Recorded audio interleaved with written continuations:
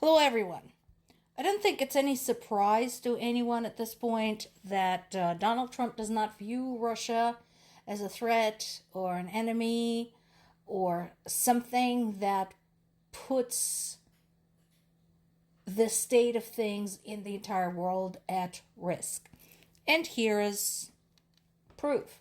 And again, this is not anything I said. This is not something somebody else said. This is something he himself said. And not just anywhere, but at the G7 summit, which is one of the biggest, most important events when it comes to global politics. Basically, he said that he doesn't want to impose any more sanctions on Russia because they cost us a lot of money. This is the same guy who said that other countries pay for our tariffs.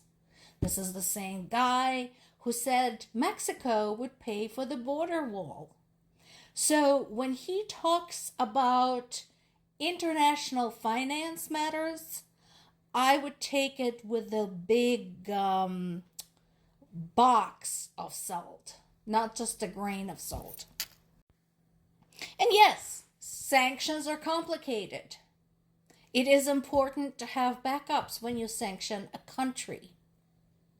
It is important to ensure that your country is less dependent on whatever that other country has to offer. That is your fucking job to work on that. But according to this logic, we should not be sanctioning states that threaten others and invade their neighbors because it might cost us a lot of money. You know what? Keeping people in prison costs us a lot of money too. Does that mean we should let out all of the murderers and rapists, all of the, life sentence people out of prison because it costs us a lot of money to keep them off the streets? Oh, wait, you already did that. You already unleashed a crowd of, 1,600 people who violently attacked the U.S. Capitol on January 6th. So, yeah, I guess that's your logic. Let's not put them in jail because it costs us a lot of money.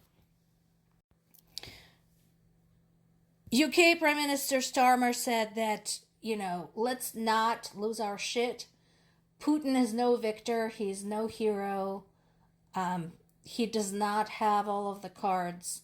And particularly Ukraine's operations over the last couple of months have demonstrated that. What he's trying to point out is that, yes, this man is dangerous, but if we all pull together, maybe we shouldn't be so afraid of him. He should be afraid of us. In another bit of important news, there is a proposal by the European Commission to integrate Ukraine into the EU roaming area, starting in January 2026. So that will make it easier to call and text for millions of Ukrainians across the entire area, including Ukraine and Europe. That is huge because a lot of Ukrainians currently in Ukraine have friends and family in Europe who are worried about them constantly. And also, a lot of Ukrainians have friends and family who work in Europe. A lot of Ukrainians have friends and family who are refugees in Europe. So this is a tremendous development. I really hope this works. And after suggesting we should stop sanctioning Russia, to add insult to injury, Trump leaves the G7 summit early before talking to Zelensky. Again, remember, had Trump said from the very beginning, oh, I don't give a shit about Ukraine, that would be okay. At least he would have been honest about it. But no, he campaigned the entire time, his entire campaign for a whole year, on one of the big promises to end the war in Ukraine in 24 hours, possibly his first day in office. So apparently that doesn't matter to him. And yes, I do remember we have a mess in the Middle East. Guess what? First of all, the President of the United States travels with a very large staff on a very large, expensive airplane. The whole point of having a flying office is that he can conduct his duties as the president pretty much anywhere in the world. He didn't need to physically be in the White House in order to attend to the matters in the Middle East. He could have stayed an extra couple of days in order to talk to the president of the country where he had promised to end the war in 24 hours. Well, that pretty much just figures, and of course his lying bitch, Caroline Leavitt, said the same thing. He had more important matters to attend. Fine.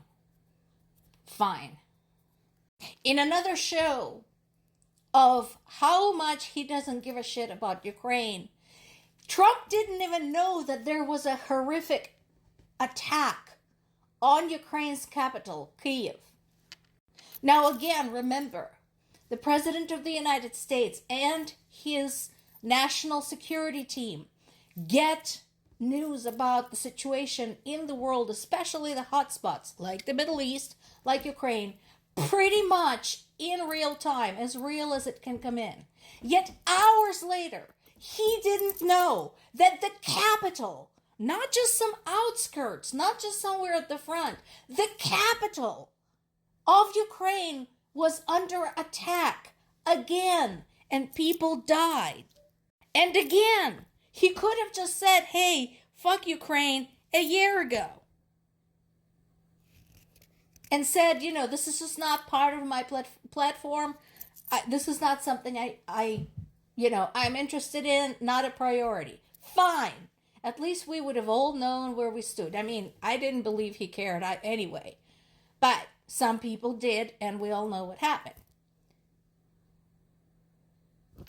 Meanwhile, yes, there was another brutal strike. Again, Russians have been ramping up, making the strikes bigger and bigger, day by day, basically for about a week and a half now.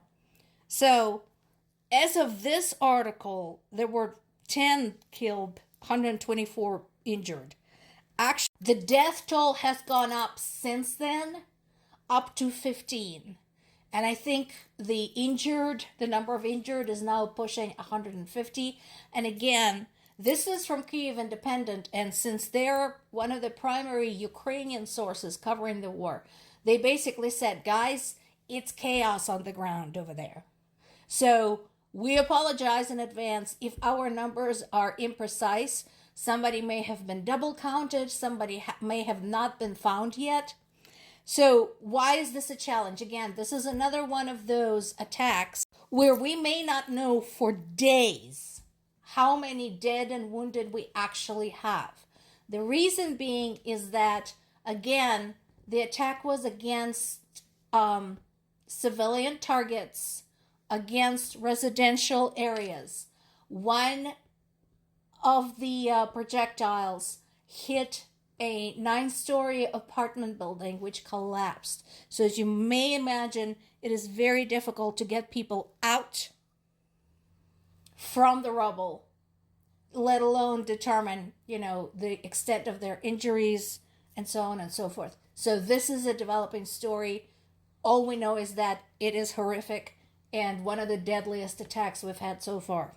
Meanwhile, quietly, unassumingly, Ukraine hacked into Russia's Tupolev bomber producer and quietly downloaded over 4.4 gigabytes of internal data, including official correspondence, personal files, home addresses, resume, purchase records, the manifests, the assembly plans, the design plans, you name it, we've got it. So, good on you, Ukrainian intelligence. Well done. More to come.